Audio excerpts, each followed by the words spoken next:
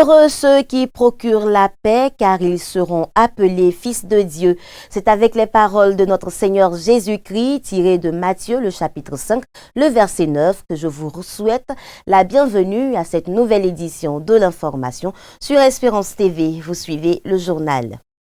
Bravant les obstacles de tout ordre sur sa route, l'Église méthodiste de Côte d'Ivoire continue sa marche vers le royaume céleste, rendant grâce à Dieu pour sa fidélité.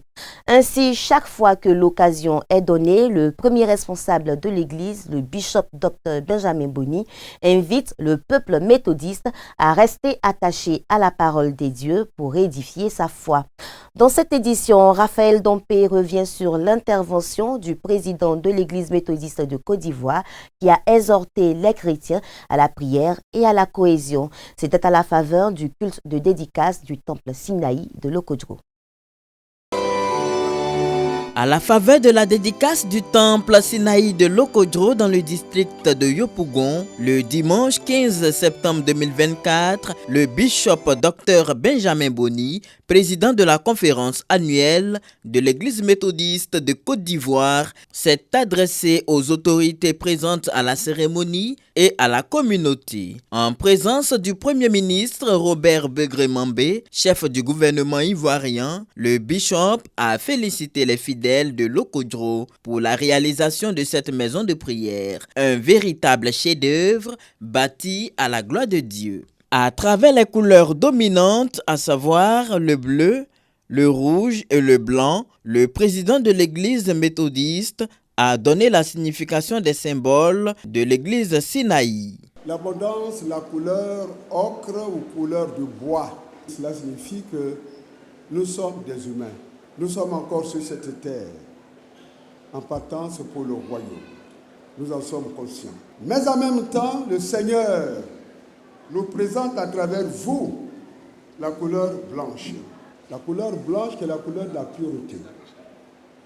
Et qui symbolise l'effort que les uns et les autres devons faire pour que notre statut de témoin de l'Évangile, de témoin de Jésus-Christ, soit perçu, n'est-ce pas, par le milieu ambiant. Nous avons la couleur rouge, qui est l'une des couleurs de Dieu, qui symbolise l'amour que nous devons manifester envers le Seigneur.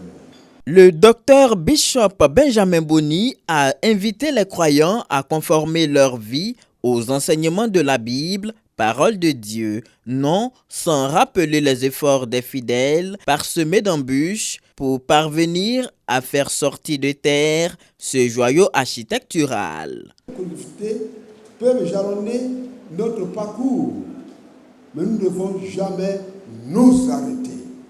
Et parce que nos parents, nos frères et sœurs ont œuvré avec acharnement, avec opiniâtreté, avec force, avec amour, nous sommes parvenus à ce chef-d'œuvre. Nous devons donc avancer, sachant que nous sommes des citoyens des cieux. Dans son adresse, le bishop a montré son inquiétude quant à l'entretien de cet édifice religieux, symbole de la foi des méthodistes de la localité. Aussi propose-t-il des solutions afin de pérenniser l'œuvre. Aujourd'hui, il y a tellement de jolis temples, il y a tellement de beaux temples. Nous rendons à Dieu toute la gloire. Mais le problème qui se pose, c'est que souvent nous oublions que nous devons faire des pieds et des mains pour constituer un fonds. Pourquoi ce fonds? Pour l'entretien. Au moment où nous faisons les attributions, il nous faut penser à mettre quelque chose de côté, afin que cet éclat, n'est-ce pas, que nous constatons, cette beauté que nous constatons, ne se perde pas. N'oubliez pas cela, frères et sœurs de Lokodro, frères et sœurs des autres églises, c'est un impératif pour nous tous. Symbole de l'adhésion de la communauté de Lokodro à suivre Jésus-Christ, ce temple a été dédicacé par le bishop lui-même pour servir à l'adoration du Dieu Tout-Puissant. Dans le même temps, la communauté Emmanuel de Jesco, toujours dans le district de Yopougon, a assisté au passage de ses enfants de l'école du dimanche à la jeunesse. C'était au cours du culte dédié à la jeunesse, célébré le dimanche 15 septembre 2024. Daniel Kradi. Ce sont au total 49 enfants issus de l'école du dimanche de la communauté Emmanuel du Jesco qui intègrent désormais les rangs de l'organisation de la jeunesse locale. La cérémonie de passage s'est déroulée le dimanche 15 septembre dernier à la faveur de la journée de la jeunesse méthodiste. Cérémonie au cours de laquelle les encadreurs sont revenus sur le parcours de ces enfants pendant leur formation avant d'inviter leurs parrains à veiller sur leur croissance dans leur marche avec le Christ. Une cérémonie qui marque une nouvelle étape dans la vie de ces nouveaux jeunes. Le message qu'on peut leur passer, c'est de rester fidèle à Dieu. Surtout que l'église méthodiste n'est pas une église qui ne sert pas Dieu. Ici, on a le Saint-Esprit. Que la jeunesse chrétienne, que la jeunesse méthodiste continue de rester à l'église méthodiste et que Dieu bénisse la jeunesse. Je suis content de passer à la jeunesse parce que ça passe un cap de ma vie. Et je suis très content d'être dans la présence de Dieu. Je dis à mes camarades de venir à la jeunesse, car à la jeunesse, c'est en Jésus que nous nous réjouissons. Nous sommes très heureux parce que nous avons attendu ce moment depuis très longtemps et aujourd'hui nous sommes à la jeunesse. Nous espérons vraiment vivre une expérience, une très belle expérience avec nos amis, nos grands frères de la jeunesse et nous espérons que le Seigneur nous aidera vraiment dans cette tâche. Heureux de les accueillir dans sa structure, le président de la jeunesse dit compter sur l'aide de Dieu pour faciliter leur intégration. Nous avons reçu la passation de nos jeunes frères de l'Écodim en notre sein. C'est encore là un honneur que Dieu, dans sa clémence, nous donne la sagesse afin de pouvoir participer à leur intégration effective et définitive au sein de la jeunesse. Présente à ce culte, la très révérende pasteur Catherine Trokossou, aumônière nationale de la jeunesse, a exhorté les parents, les jeunes et l'Église à s'impliquer dans l'encadrement de ces nouveaux jeunes qui sont les responsables de demain. Nous interpellons les parents qui offrent des téléphones sophistiqués aux enfants. Comment est-ce qu'on peut donner des débits ou encore l'internet gratuit à l'enfant à des heures indues de 23h à 5h du matin et les enfants sont sur les réseaux. Ils étudient quoi quand ils vont à l'école? Ils font quoi? Les parents doivent veiller. Parents, veillons sur nos enfants. C'est important. À cette célébration, des exemplaires de la Bible ont été remis à chaque enfant en vue de les inviter à la méditation quotidienne de la parole de Dieu, comme le recommandent les Saintes Écritures. Parlons du calendrier de l'église méthodiste de Côte d'Ivoire avec la journée du soldat méthodiste qui sera célébrée ce dimanche 22 septembre 2024 dans toutes les églises locales sur le territoire ivoirien. À cet effet, l'organisation des militaires et paramilitaires est du côté de Yamoussoukro, la capitale politique ivoirienne, pour les festivités officielles. Avec Emmanuel Abalé, découvrons ensemble les grandes articulations de cette rencontre.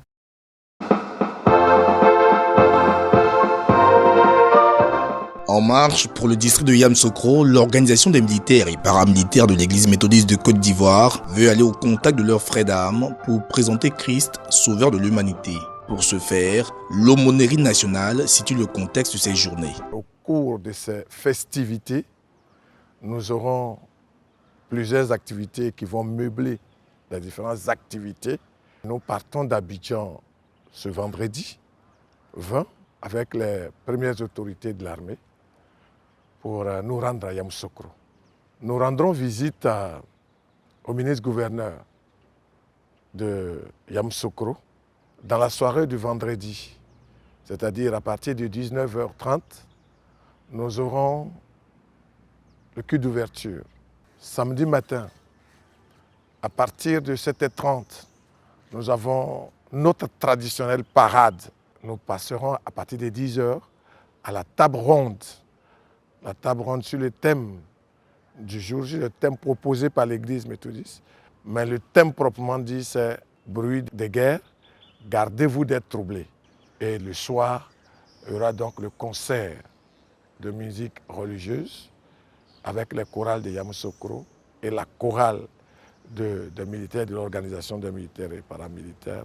Dimanche matin, le culte de clôture à 9h à l'église méthodiste Temple Jérusalem de Yamoussoukro. Marquer leur présence dans le district de Yamoussoukro par un agenda bien rempli ne peut se faire sans l'implication des frères d'armes et qui partagent la même foi. Ceux qui sont attendus, en premier lieu, ce sont d'abord les corps habillés militaires et paramilitaires de l'église méthodiste. Tout corps confondu. Nous invitons ceux qui sont encore à la traîne à se joindre à nous. D'abord, les militaires, paramilitaires de l'église méthodiste, les aumôniers nommés par la conférence et les aumôniers des districts, le peuple de Dieu, c'est-à-dire le peuple de Dieu de Yamoussoukro. Il y a également la population de Yamoussoukro qui est invitée, justement à travers les autorités et même la population de Yamoussoukro, parce que c'est une grande activité.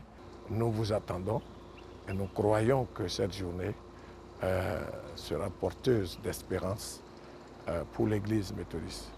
Les militaires et les paramilitaires sont des hommes de foi et c'est cette foi-là qu'ils vont démontrer, permettre qu'à travers ces moments de prière intenses que nous allons faire et élever vers le Seigneur, la paix véritablement demeure dans ce pays, puisque c'est notre mission, faire en sorte qu'il y ait la paix dans ce pays. Entendez la voix. En avant, soldats du Christ. En avant pour la victoire. Vaillants soldats du Christ. En avant. Bonne fête à l'organisation des militaires et paramilitaires de l'Église méthodiste de Côte d'Ivoire.